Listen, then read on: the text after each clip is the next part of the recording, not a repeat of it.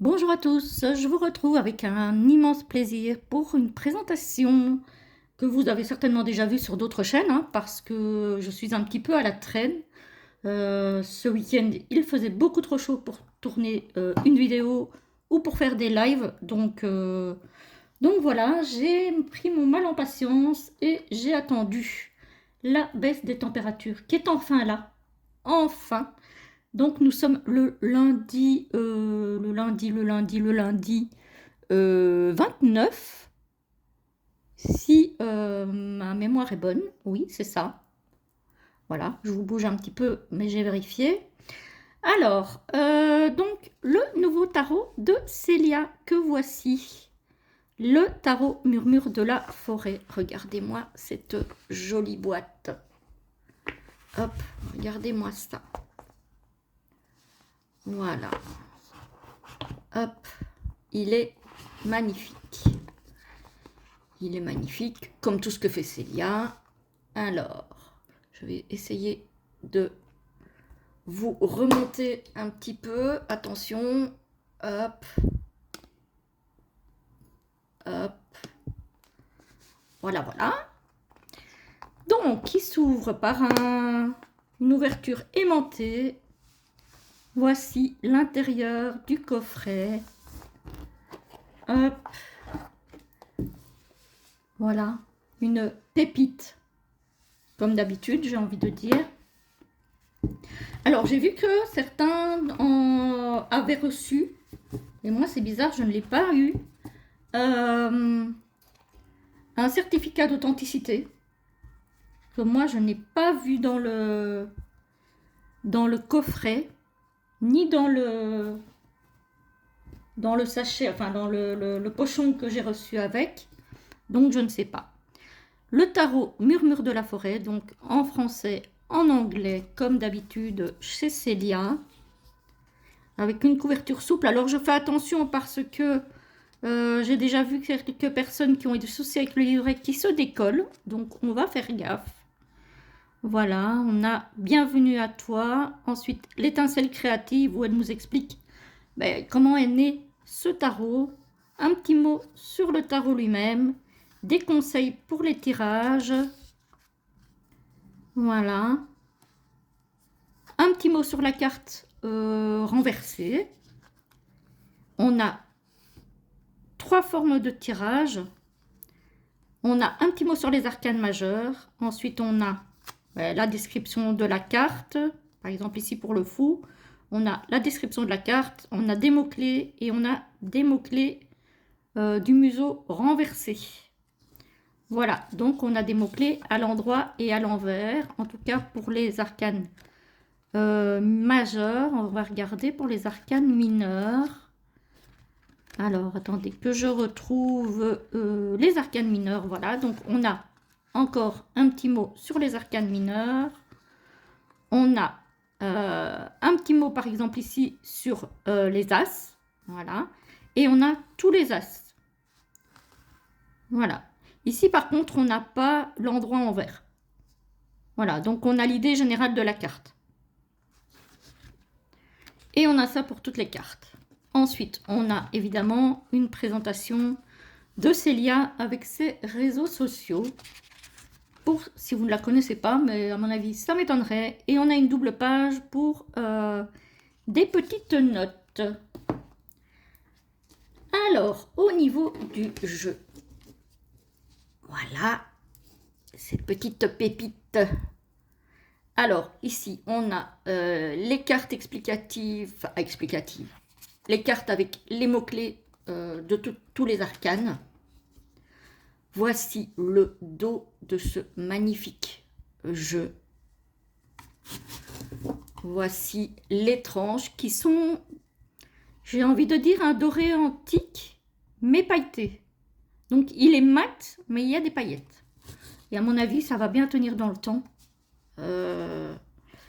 Ça m'a l'air d'être une qualité incroyable. Alors, au niveau de la qualité de carte, c'est du mat et j'ai l'impression que la qualité au niveau du papier n'est pas la même que celle qu'elle a utilisée auparavant. J'ai l'impression que celui-ci est de meilleure qualité. Donc, ce qui est pas plus mal parce que la seule chose qui m'embêtait avec les jeux de Célia, que j'adore, c'était que les cartes se recourbent. Voilà, j'ai l'impression qu'ici, ça sera peut-être un peu moins le cas. Je vais vous rapprocher un petit peu. Voilà, je vous fais bouger. Voilà, donc on a le fou avec toutes ses couleurs. Alors moi, je n'aime pas les animaux habillés, je n'aime pas les rats, les souris, et elle a réussi à réunir dans ce jeu tout ce que je n'aime pas dans un jeu, et je l'adore. Et en fait, pourquoi? Parce que ce jeu me rappelle les livres d'enfants que je lisais quand j'étais petite, où souvent, effectivement, les animaux étaient dessinés habillés. Mais c'est du dessin, c'est pas de l'IA, c'est pas des photos. Donc, voilà, les souris et les rats qui me dégoûtent dans la vie courante, on va dire, dans la vie réelle, ici, je les trouve choupinous. Ça n'a absolument rien à voir avec l'animal qui me dégoûte, hein. Et donc, ça passe sans souci, en fait. Il est tellement beau, tellement poétique, tellement riche. Ici, je trouve que la... Alors, je ne sais pas si c'est un hibou ou une chouette, puisqu'elle a un bonnet sur la tête, est tellement bien choisie pour la grande prêtresse. Symbole de la sagesse, de l'expérience. J'adore. Le jeu glisse très bien. Très, très bien. L'impératrice. L'empereur, que je trouve tellement doux, tellement posé, pas du tout l'autorité brute et non. C'est vraiment, on dirait, la force tranquille, celui vraiment qui inspire confiance, qui inspire la stabilité, mais pas du tout l'autorité malsaine. Le hiérophante avec son petit nez en l'air, là. Cette richesse, ici, là, il y a plein de petites choses. Il y a des champignons, il y a des escargots, il y a évidemment les feuilles mortes qui font penser à l'automne. Il y a plein de choses là qui sont... il est d'une richesse. C'est un tarot qui va pouvoir s'utiliser en toute saison. Parce qu'il y a toutes les saisons représentées sur ce tarot. Les amoureux, tellement romantiques et mignons. Le chariot, j'adore. Voilà, par exemple ici, on est dans la neige. Par contre, il y a quand même un truc qui me chipote sur cette carte. Je ne sais pas si ça vous l'a fait à vous aussi, mais moi, quand j'ai vu la présentation sur les diverses chaînes que j'ai regardées en attendant le mien, cet ours blanc au milieu de la forêt, je trouvais ça bizarre. Parce que moi, j'aurais peut-être vu un ours brun là-dedans. Parce que l'ours blanc, son élément, c'est pas la forêt. On est d'accord. Enfin, en tout cas, voilà. Donc peut-être que c'est la seule carte qui me chiffonne un petit peu. Mais c'est un détail. L'ermite, il est tellement beau. Cette roue de fortune est magnifique. Franchement, moi, l'univers de Célia, je ne m'en lasse pas. C'est une merveille. Célia, c'est quelqu'un qui continue à rêver et qui sait mettre ses rêves sur papier. C'est ça que je suis admirative de son art, c'est que elle arrive à nous créer un univers à chaque fois différent, et mais toujours aussi poétique, aussi coloré, aussi féerique. La tempérance, le diable. Franchement, ici, le diable, il ne fait pas peur, hein. Sincèrement, alors là, vous voyez, ici aussi, c'est une carte plutôt d'automne. Automne, entrée d'hiver, parce que les arbres ont déjà perdu toutes leurs feuilles, hein. Donc, on serait plutôt à la fin de l'automne, là. La tour, avec cette forêt en feu. J'adore. L'étoile. Elles me font penser aux oies, à Anastasia et je ne sais plus qui. Je ne sais pas si vous voyez de quoi je veux parler, mais ça me fait penser à ça. Voyez pourquoi je vous dis que ça me fait penser à mes livres d'enfants. Et que du coup, ben, les animaux habillés, ça ne me dérange pas en fait. Voilà. Parce que c'est tellement féerique, les tournesols. Avec le soleil. Oh, c'est d'une beauté. Le jugement. Et donc, on a chaque fois le titre de la carte en anglais et en français. Comme toujours. Hein. Chez Célia, c'est toujours le monde. Avec cette montgolfière, là. On arrive dans les coupes. Avec l'As. Le 2. Le 3. Oh, j'aime tellement. À chaque fois que je reçois un jeu de Célia, je dis que c'est un coup de cœur, mais c'est réel en fait. C'est réel en fait. À chaque fois, c'est mon coup de cœur. Et à chaque fois, c'est mon coup de cœur de l'année. Donc ici, on n'est pas encore au bout de l'année, hein, on est à peine à la moitié. Mais déjà, la tête du personnage, là, donc je sais pas si c'est un hérisson ou... Enfin, avec la tignasse là qu'il a en dessous. Je sais pas, mais en tout cas, il a une tête. Il a bien la tête d'un 5 de coupe. Hein, ouais. On voit la déception. Hein. Le 6. J'adore. Vous voyez, on a des cartes de neige hein, et on a des cartes de sable. Le 7. Allez, décrocher les étoiles. J'adore cette image. Oh là là. Le 8 de coupe. Qu'est-ce qu'elle est belle. Ah. Oh. Waouh, Célia, qu'est-ce que tu nous as fait là? Mais oh, le 9, le 10. Voilà. Et en fait, le truc, c'est que il y a beaucoup de personnes qui vont trouver que peut-être c'est trop choupinou, que ça dit pas assez les choses. Moi, j'ai besoin de douceur. Même quand on me dit quelque chose de difficile, je peux l'accepter si c'est dit en douceur avec diplomatie. Et je sais qu'il y en a parmi nous qui ont besoin justement du coup de pied aux fesses. Que sinon, il n'y a rien qui se passe. Alors que moi, au contraire, au plus on va me dire les choses de façon brutale et abrupte, au plus je vais me braquer et ça va pas aller. La reine, elle est tellement belle dans son coquillage. Oh, ces couleurs comme ça, irisées, c'est trop beau. Oh là là, le roi. Non mais, franchement. Ah là là. L'as de denier. Donc on a chaque fois le petit symbole qui accompagne le nom de la carte. Hein. Le 2, ici on est de nouveau en automne. Et c'est ça qui est bien, c'est que dans chaque suite, elle a mis les 4 saisons en fait. Ici on est clairement dans l'hiver. Hein. Et malgré tout, même en hiver, qui est une saison que moi je n'aime pas, ça reste coloré. Je pense que même en hiver, je vais l'utiliser beaucoup ce tarot. Parce que je pense qu'il va me mettre du baume au cœur. Moi qui n'aime pas l'hiver, il va m'aider à le passer de façon un peu moins morose. Le 5 de denier. Il glisse parfaitement bien. Le 6.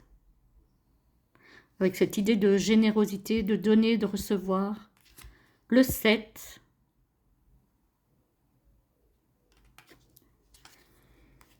Le 8. Le 9. Sur sa branche, là, il a l'air bien assis. Hein. Il n'a pas peur qu'elle plie ou qu'elle casse, pas peur de tomber. Il regarde le soleil avec confiance. Il sait qu'il y est presque. Le 10. Le page. J'adore. Ouais, effectivement, l'autre, c'était bien un hérisson hein, que j'avais vu avec le 5 de coupe, je crois. On a la même tignasse, entre guillemets, ici. Le cavalier. On retrouve notre chouette ou notre hibou, ici, en reine de denier.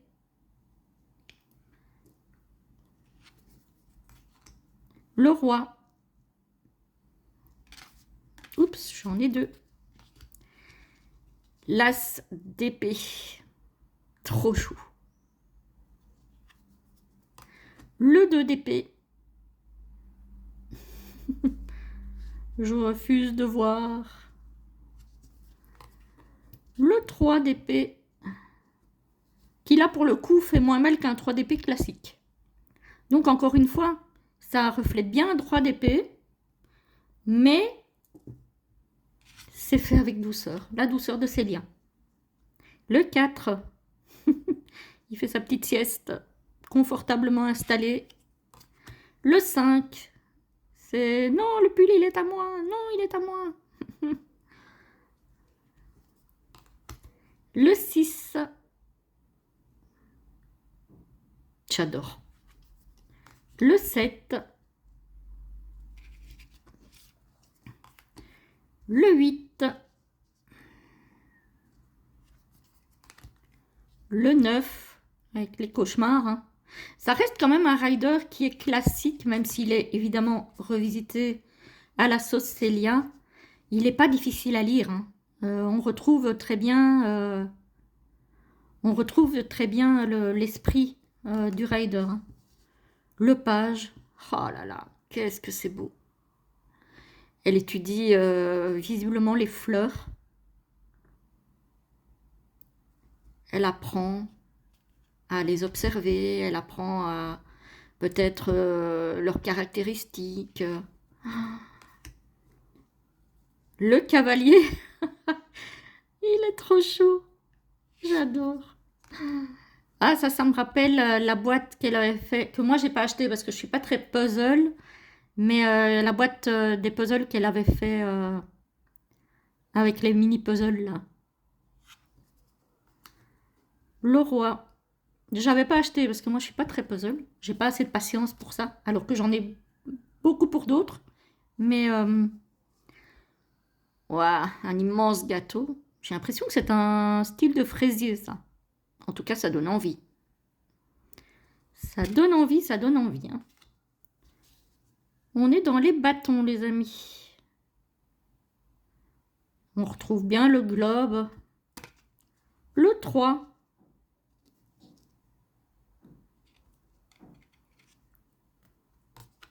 Le 4. C'est la fête. Ah, la fête est finie avec le 5. La fête est finie. Le 6. Le 6 de bâton. Le 7.